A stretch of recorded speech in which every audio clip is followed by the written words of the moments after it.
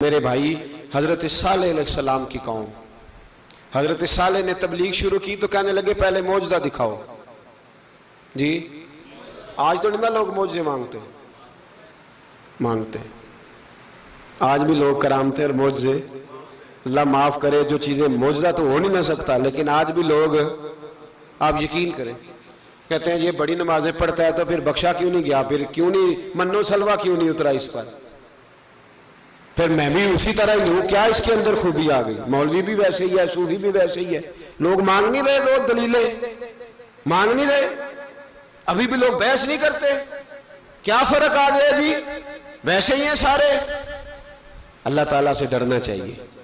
ہمیں سامنے والے کی طرف دیکھ کر صحیح ہونے کا حکم نہیں ہے، ہمیں اپنی اصلاح کا حکم ہے، اپنی طرف دیکھ کے اپنے آپ کو ٹھیک کرنے کا. الزام لگا کے گزر جانا، اس کا کوئی مطلب سنو اور یاد رکھو. حضرت صالح علیہ السلام سے کہنے لگے پہلے معجزہ دکھائیں، تو حضرت صالح علیہ السلام نے فرمایا اونٹ کہاں سے پیدا ہوتے ہیں؟ کہا اونٹنی کے بطن سے. فرمایا آؤ میں تمہیں پہاڑ کے اندر سے اونٹنی پیدا کر کے دکھاتا ہوں. کہاں سے؟ پہاڑ کے اندر سے. حضرت نوح ساتھ لے کے گئے تو پہاڑ کے اندر سے اونٹنی نکلی، اور اونٹنی بھی گابن تھی، اس کے پیٹ میں بچہ، اور اونٹنی اتنا دودھ دیتی تھی کہ ساری بستی دودھ پی جاتی تھی، پھر بھی دودھ بچ جایا کرتا تھا. لیکن حضرت نوح علیہ السلام نے فرمایا اب تم نے دیکھ تو لیا یہ اسے، یہ جتنا دودھ دے گی روٹی بھی اتنی کھائے گی. ایک دن تم سارے پانی پیو گے، ایک دن یہ سارا پانی پیا کرے گی. ایک دن تم سارے باقی جانوروں کو گھاس کھلاؤ گے، ایک دن یہ اونٹنی. اور اونٹنی کا نام کیا؟ ناقۃ اللہ، اللہ کی اونٹنی. کس کی اونٹنی؟ نام کیا ہے؟ اللہ کی. یہ اللہ کی اونٹنی ہے. تو حضرت نوح علیہ السلام کی اونٹنی. فرمایا اس کی بے ادبی نہ کرنا.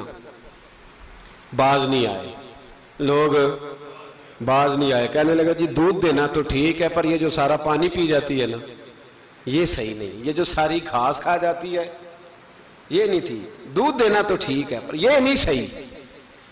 آپ نے فرمایا اسے کچھ نہ کہنا، اللہ کی اونٹنی ہے. میں کہا کرتا ہوں ان لوگوں نے ناقۃ اللہ کی بے ادبی کی. حضرت نوح علیہ السلام کی اونٹنی کی ٹانگیں کاٹ دی، صالح علیہ السلام کی. اور دیکھو اللہ بڑا بے نیاز ہے، اگر پیدا کرنا جانتا ہے تو حفاظت کرنی نہیں جانتا. لیکن رب کریم نے فرمایا نہ کرنا. انہوں نے ان کے پیر کاٹ دیے، کانوں پہ چھریاں لگائیں. اونٹنی جب مر گئی، اونٹنی اللہ تبارک و تعالیٰ کی وہ اونٹنی جب مر گئی تو حضرت صالح علیہ السلام کی قوم پر رب کریم نے زلزلہ بھیجا. اذا زلزلت الارض زلزالہا، جب زلزلے آئیں گے اور جب ان کا زلزلہ آنا زلزلہ آتا ہے نا، کیا کرتی ہے قوم؟ لا الہ الا اللہ، لا الہ الا اللہ، کلمے جاری ہو جاتے. بلکہ ایک دفعہ ایسا بھی ہوا کہ مسجدوں میں اعلان ہونے لگے زلزلہ آ رہا ہے. جو فجر کے لیے نہیں اٹھے زلزلے کے لیے وہ بھی اٹھ گئے. جن کا دعویٰ ہے نا میری سویرے آنکھ نہیں کھلتی، ان کی لگی نہیں کتنے گھنٹے، بعد میں بھی نہیں لگی. ٹی وی پہ اعلان ہوتے رہے کوئی نہیں آ رہا، سو جاؤ چپ کر کے. لیکن آنکھ لگی. موت سے تو ڈرتا ہے، اللہ سے ڈرتا ہی نہیں.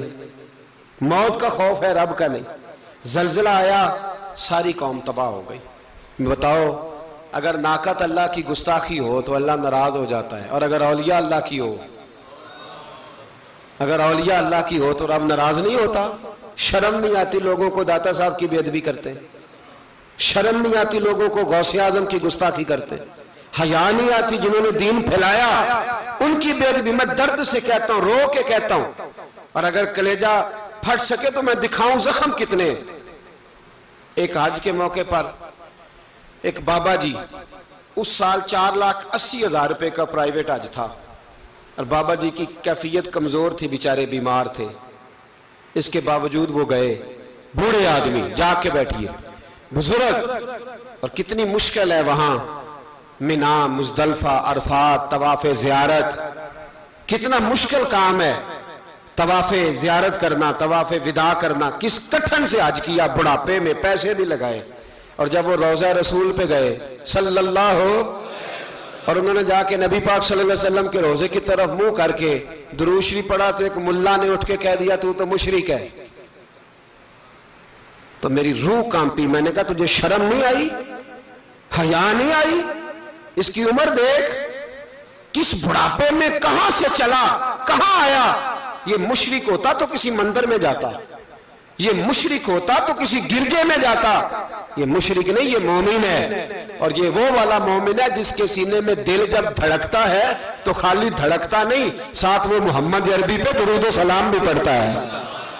شرم نہیں آتی لوگوں کو؟ اتنی بڑی گستاخی کرتے ہیں۔ جو روضہ رسول پہ آیا مشرک ہے۔ میں نے تو ایک مولوی کو صاف صاف کہا تھا، میں نے کہا اگر میں مشرک ہوں تو نکالو، مشرک کا داخلہ تو یہاں ویسے ہی منع ہے۔ شرم نہیں آتی؟ اپنی زبان کا ایک پاس کرو کچھ۔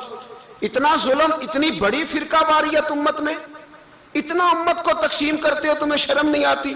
جہاں سے اتحاد کا پیغام دینا چاہیے وہاں سے تم لوگوں کو فرقے کا پیغام دیتے ہو، ایک مقصود فرقے کی تبلیغ کرتے ہو۔ خدا را تو میں کہہ رہا ہوں ناقت اللہ کی بے ادبی پہ عذاب آتا ہے، تو اولیاء اللہ کی بے ادبی میں نہیں آتا۔ داتا صاحب ساری زندگی تبلیغ کرتے رہے، ایک آدمی نے اٹھ کے کہہ دیا جناب وہ تو شرک کا اڈا ہے، تو رب کریم ناراض نہیں ہوتا ان باتوں سے؟ ہمیں خیال کرنا چاہیے، اللہ سے ڈرنا چاہیے، ان چیزوں سے عذاب آتا ہے اور آ رہا ہے۔